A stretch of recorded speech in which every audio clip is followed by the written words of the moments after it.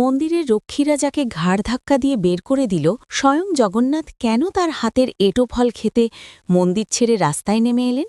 এই অপমানের বদলা ভগবান কিভাবে নিলেন তা শুনলে আপনার গায়ের লোম খাড়া হয়ে যাবে। পুরীর মন্দিরের সিংহদ্বারে তখন উৎসবের ভিড়।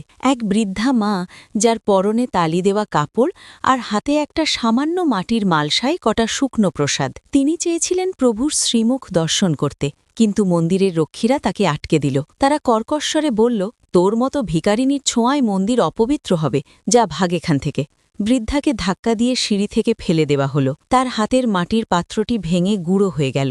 বৃদ্ধা কাঁদতে কাঁদতে সমুদ্রের পাড়ে গিয়ে বসলেন। অভিমানে বললেন, প্রভু, আমি অচ্ছুত হতে পারি, কিন্তু তোমার কাছে যেতেও কি জাতপাত লাগে? তবে থাক, আমি আর তোমার মন্দিরে যাব না। ঠিক সেই মুহূর্তে মন্দিরের ভেতরে এক অলৌকিক কাণ্ড ঘটল। ৫৬ ভোগের থালা সাজানো হয়েছে, কিন্তু মন্দিরের প্রধান পুরোহিত দেখলেন মূর্তির হাত নড়ছে না।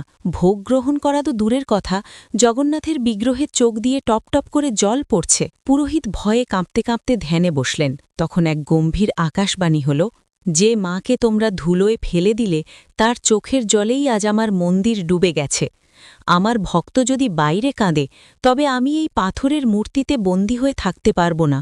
আমি চললাম আমার মায়ের কাছে। পুরোহিত তড়িঘড়ি মন্দির থেকে বেরিয়ে বৃদ্ধাকে খুঁজতে লাগলেন। সমুদ্রের ধারে গিয়ে তিনি দেখলেন এক অভূতপূর্ব দৃশ্য। সেই বৃদ্ধা মা এক জায়গায় বসে আছেন, আর তার সামনে বসে আছে এক অপূর্ব সুন্দর কিশোর বালক। বালকের গায়ের রং মেঘের মতো কালো, বড় বড় গোল গোল চোখ, ঠিক যেন মন্দিরের জগন্নাথের জীবন্ত রূপ। পুরোহিত স্তম্ভিত হয়ে দেখলেন সেই বালকটি পরম মমতায় বৃদ্ধার আঁচলে পড়ে থাকা শুকনো প্রসাদের কণাগুলো খুঁটে খুঁটে খাচ্ছে। বৃদ্ধা মা নিজের অজান্তেই যেন তার সন্তানকে খাওয়াচ্ছেন। পুরোহিত যখন কাছে গেলেন, দেখলেন বালকের পিঠে চাবুকের লাল দাগ, ঠিক সেই জায়গায় যেখানে মন্দিরের রক্ষীরা বৃদ্ধাকে আঘাত করেছিল। পুরোহিত বুঝতে পারলেন ভগবান মন্দিরের সোনার সিংহাসন আর ৫৬ ভোগ ত্যাগ করে রাস্তার ধুলোয় ভক্তের সেবা নিতে নেমে এসেছেন। তিনি বালকের চরণে লুটিয়ে পড়লেন। গল্পটি ভালো লাগলে লাইক, শেয়ার ও সাবস্ক্রাইব করে আমাদের পাশে থাকুন। কমেন্টে লিখুন, জয় জগন্নাথ।